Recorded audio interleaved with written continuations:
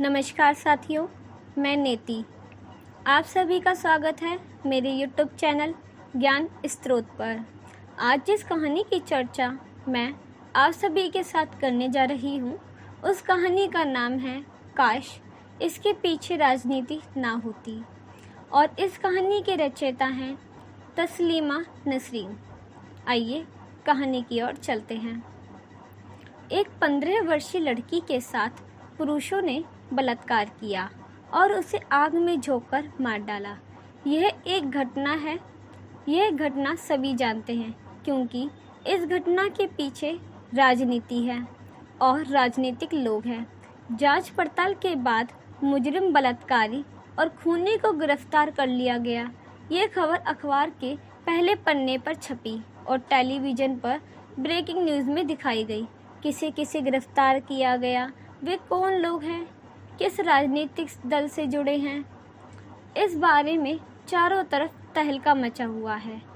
मैं सिर्फ ये सोच रही हूँ कि तापसी मलिक नामक लड़की के बलात्कार और हत्याकांड के साथ अगर कोई राजनीति ना जुड़ी होती, इसके पीछे अगर कोई राजनीतिज्ञ ना होता तो इतनी हड़कंप मचती, सीबीआई जांच होती, कोई गिरफ्तार किया जाता। तापसी मलिक अत्यंत गरीब घर की लड़की हैं। उसके जैसी दरिद्र लाखों लड़कियां इस राज्य में मौजूद हैं। वे लोग क्या खाती हैं, क्या पहनती हैं, उन लोगों के पास ज़मीन है या नहीं, उन लोगों को 2 पैसों की कमाई होती है या नहीं, इसकी खबर कौन रखता है। वे लोग कितने लात झाड़ू खा रही हैं, कौन लोग उनकी बेइज्जती करता है, कौन लोग उनको दिन दोपहर रात उनका बलात्कार करते हैं, ये जानने में किसी की कोई दिलचस्पी नहीं रखता। घर घर में तापसी मलिक जैसी लाखों लड़कियां घुटती रहती हैं, रोती सिसकती रहती हैं। ये सोचने की वजह नहीं है कि इस देश में औरतें बलात्कार मुक्त हालात में जीवन व्यतीत कर सकती हैं। ये सोच लेने की कोई वजह नहीं है कि इस देश में अगर कोई राज्य में अगर अपने सामान्य अधिकार इस ढंग से जीती हैं कि अचानक कहीं कोई बलात्कार से जुड़ी घटना ना घट जाए तो तहलका मच जाता है।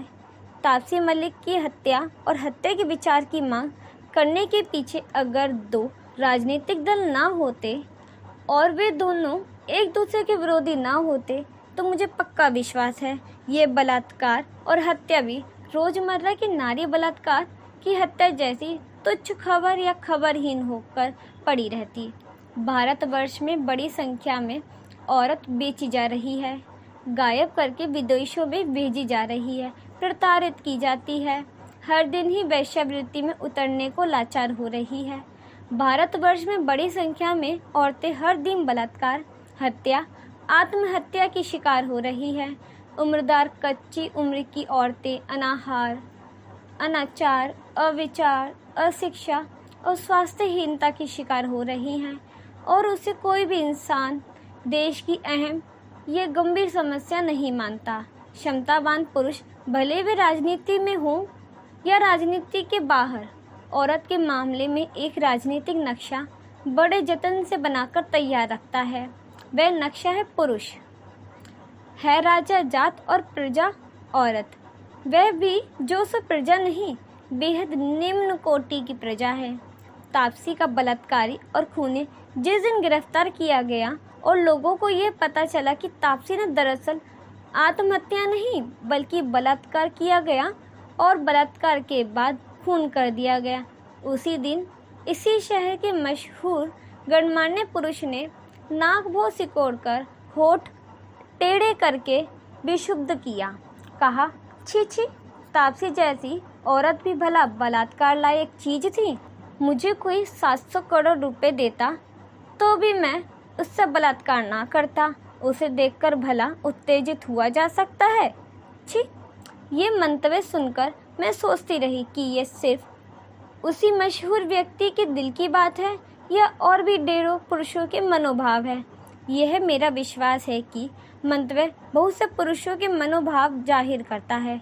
कोई लड़की जब बलात्कार का शिकार होती है और बाद में उसकी हत्या कर दी जाती है, इस मर्मिक दुख संवाद पर दुखी होने के बजाय पुरुष मन ही मन उस लड़की के बलात्कार की जगह अपने आप को बिठाकर उस बलात्कार का मजा लेते हैं और मजा लेने के बाद उसकी हत्या कर डालते हैं।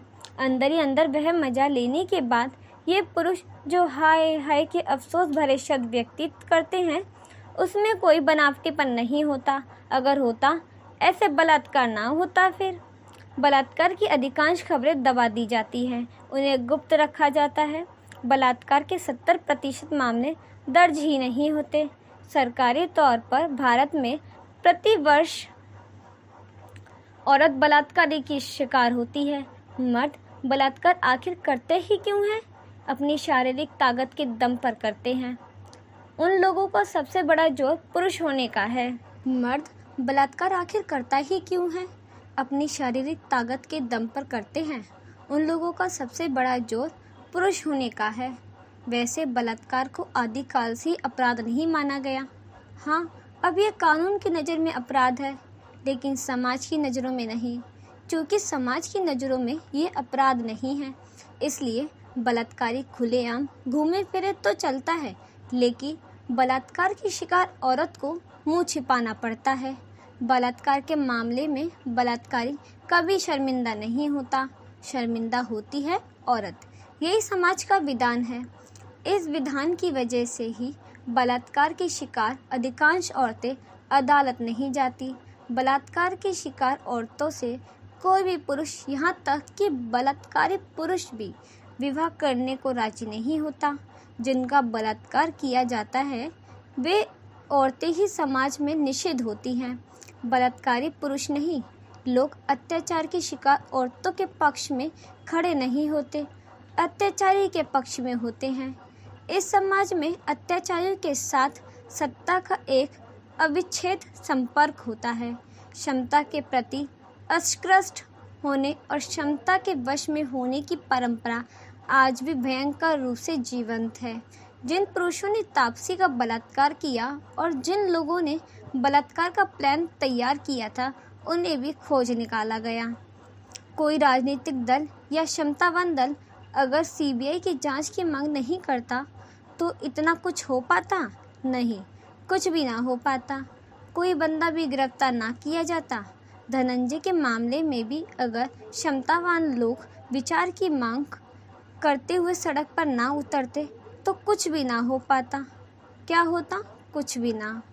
इस समाज में औरत मूक दर्शन के अलावा और कुछ भी नहीं है। पुरुष अपने पुरुषत्व के दम पर, औरत जमीन पर कृषक या खेती जोतते हैं, अपना बीना वृक्ष करते हैं, अपने पौरुष की फसल उगाते हैं। लोग बाग बलात्कार की शिकार औरतों के लिए उतना नहीं, उससे ज़्यादा अपने स्वार्थवश और औरत के पक्ष में खड़े होते हैं। लोग बाग बलात्कार की शिकार औरतों के लिए उतना नहीं, उससे कहीं ज़्यादा अपने स्वार्थवश उस औरत के पक्ष में खड़े होते हैं। इस मामले में अगर वह औरत जीवित ना हो, अगर उसकी हत्या हो जाए, तो उन लोगों को मांग पेश करने में ज़्यादा सुविधा होती है। बलात्कार की गई किसी जिंदा औरत के पक्ष में कोई राजनीतिक दल क्या स्वतःस्फूर्त होकर जुलूस निकालता है? एकमात्र मृत्यु होने के बाद ही बलात्कार की शिकार औरत के लिए इंसाफ हो पाना संभव होता है। वह फिर भी हर किसी के मामले में नहीं, किन्हीं किन्हीं मामलों में जिनका किसी क्षमता या राजनीतिक दल से कोई संपर्क होता है।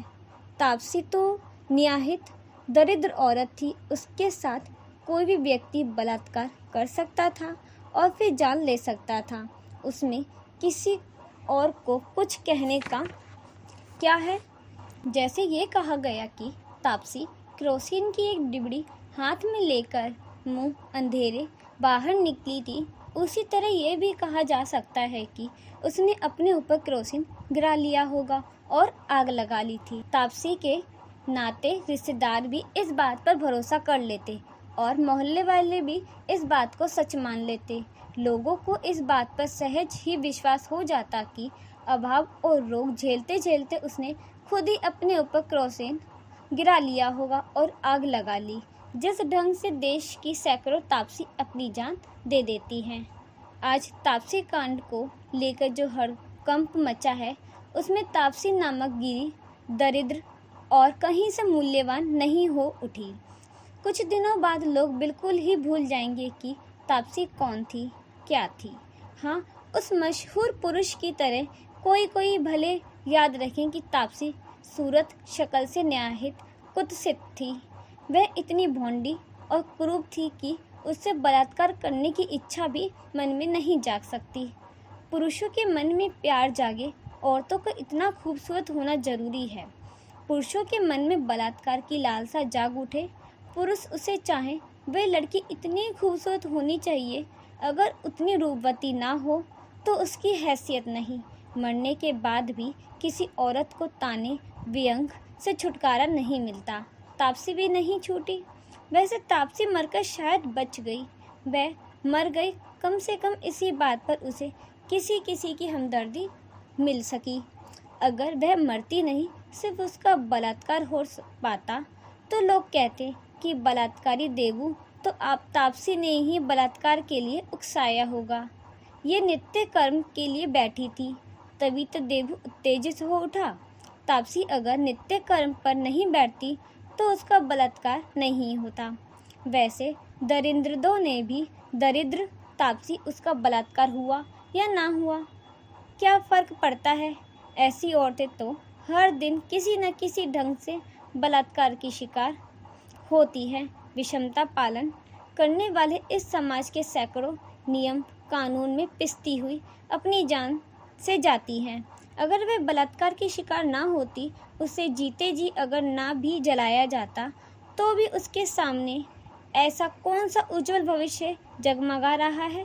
मुमकिन है देबू मलिक की तरह ही किसी और पुरुष से उसका विवाह हो जाता और जिंदगी भर उसे अमानवीय अत्याचार झेलना पड़ता, या फिर उसे बेच दिया जाता, उसे गायब करके कहीं चालान कर दिया जाता और उसे किसी वैश्यालय की अंधेरी कोठरी में अपना बाकी जीवन गुजार देना पड़ता।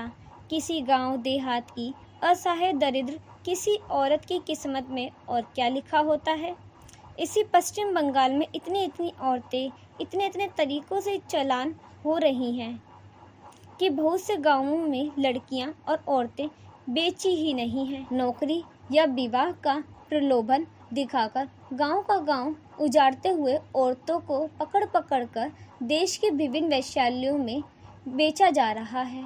वहाँ तो हर रोज ही औरतों को बलात्कार का शिकार होना पड़ता है। वहाँ औरतों को जीते जी जल मरने से कम पीड़ा नहीं झेलनी पड़ती। दुनिया के किसी भी देश के मुकाबले भारत किशोरियाँ सबसे ज़्यादा संख्या में आत्महत्या करती हैं। किशोरियाँ जो इतनी तादाद में आत्महत्या करती हैं, उसके पीछे के कारणों पर कोई गौर से विचार ना करता। उन लोगों को आत्महत्या क्यों करनी पड़ती है? जिंदगी शुरुआत होने से ही लोगों को मौत के गले क्यों लगना पड़ता है? अत्यधिक संख्या में बढ़ती हुई किशोरी हत्याओं में इतनी सच है कि आत्महत्याएं होती है। कितनी हत्याएं, ये कितने लोग जानते हैं? ना जानने की कोशिश करते हैं। सिर्फ राजनीति से जुड़े होने की वजह से ही अगर बलात्कार की घटनाओं पर विचार किया जाता है तो बलात्कार के विरुद्ध ये कोई विचार नहीं होगा। ऐसा विचार किसी को राजनीतिक सुविधा पाने के लिए या किसी को असुविधा में डालने के लिए किया गया विचार है। मैं उसी निर्णय को सच्चा निर्णय मानूंगी जो इंसाफ राजनीति के किसी व्यक्ति या अमीर क्षमतावान के दबाव में आकर ना किया गया हो।